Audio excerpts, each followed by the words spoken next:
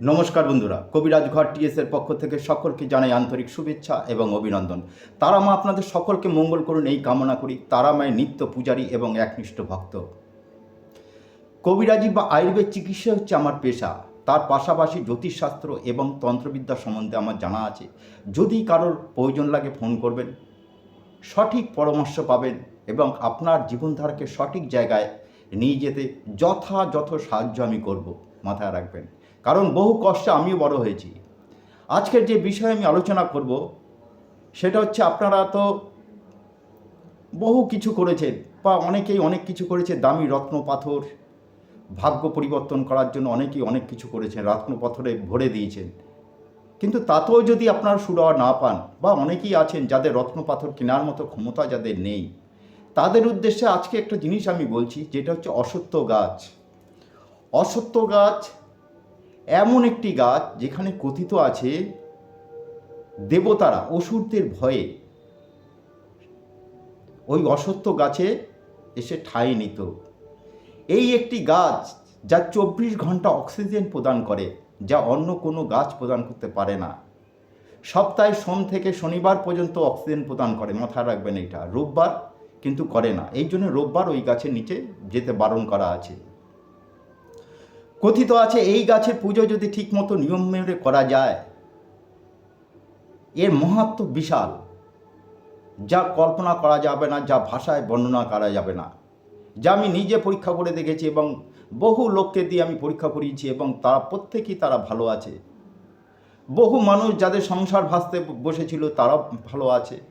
তাই আপনাদেরও বলছি, আপনারা যদি এই গাছে যথারীতি একটু পুজো করতে পারেন। হ্যাঁ, পুজোটা বলছি কীভাবে পুজো করবেন, পুজো করারও কিছু নিয়ম আছে। সেই নিয়মগুলো আপনাদের আমি বলবো। আপনারা যদি করেন, দেখবেন তার রেজাল্ট কী আছে। এবং বেশি সময় লাগে না, 2 থেকে 3 সপ্তাহের মধ্যে রেজাল্ট পাওয়া যায়। এটা আমি অনেকজনকে দিয়ে দেখেছি এবং অনেকজনকে বলেছি, তারা এসে বলেছে।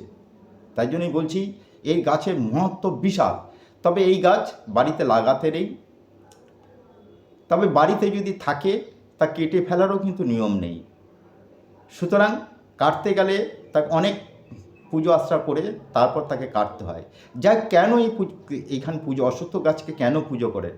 আপনি যদি খুব মহা দারিদ্রতার মধ্যে থাকেন, তবে এই গাছের পুজো করুন। আপনার সংসারে যদি নিত্য অশান্তি লেগেই আছে এবং কোনো রোগ ব্যাধিতে আপনি ভুগছেন, বা অকাল মৃত্যু জানে, মহামৃত্যুঞ্জয় কবচে এই অশ্বত্থ গাছের শিকড় লাগে।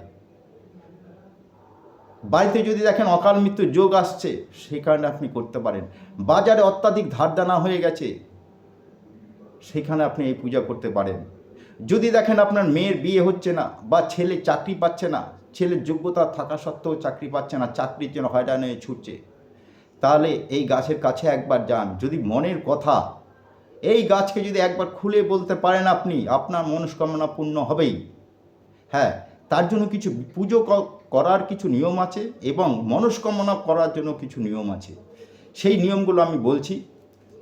আপনি যদি দেখেন যে আপনার পরিবারে কোনো সদস্য বা আপনার ছেলে হোক মেয়ে কোনো বিপথে চলে যাচ্ছে, কোনো কুপথে চলে গেছে, সেখান থেকে ফিরিয়ে আনবেন।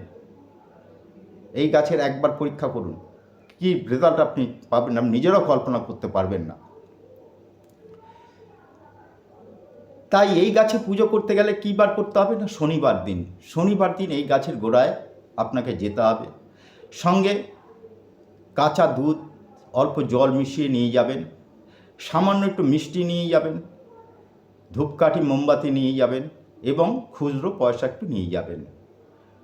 তার সাথে নেবেন কি, লাল সুতো বা মৌলি সুতো।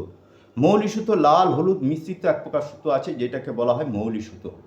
ওই মৌলি সুতো আপনার সঙ্গে নিয়ে গেলেন। নিয়ে গিয়ে গাছের গোড়ায় প্রথমেই কাঁচা দুধ আর গঙ্গা জল দিন। কাঁচা দুধ গঙ্গা জল দেওয়ার পরে, কাঁচা দুধ গঙ্গা জল যেটা মিশ্রিত করেছেন সেটা দিন। দেওয়ার পরে ওইখানে আপনি গোড়ায় মিষ্টি দিন, দিয়ে মোমবাতি জ্বালান।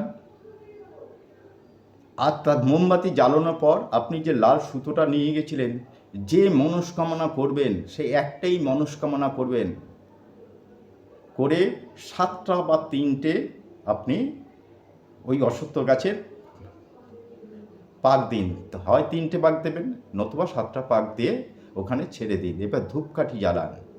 ধূপকাঠি জ্বালাতে জ্বালাতে আপনার মনের কথা সম্পূর্ণ খুলে বলুন।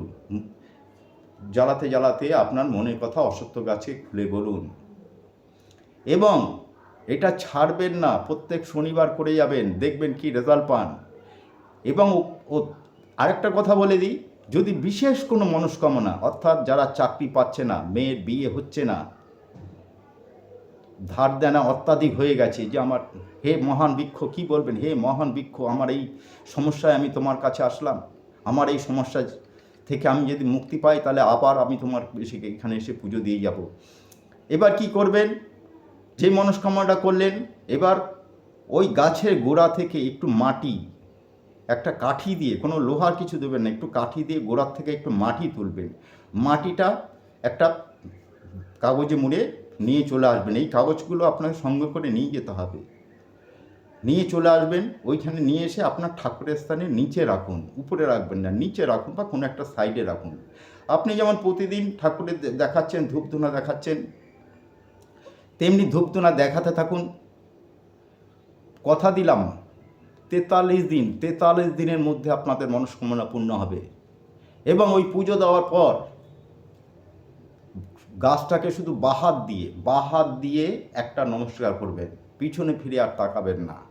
বাহাত কথা ভালোভাবে মাথায় রাখবেন, গাছটাকে বাহাত দিয়ে একটা নমস্কার করবেন, করে চলে আসবেন, পিছনে ফিরে আর তাকাবেন না। বাড়িতে এসে পা ধুয়ে তারপর আপনারা ঘরে ঢুকুন।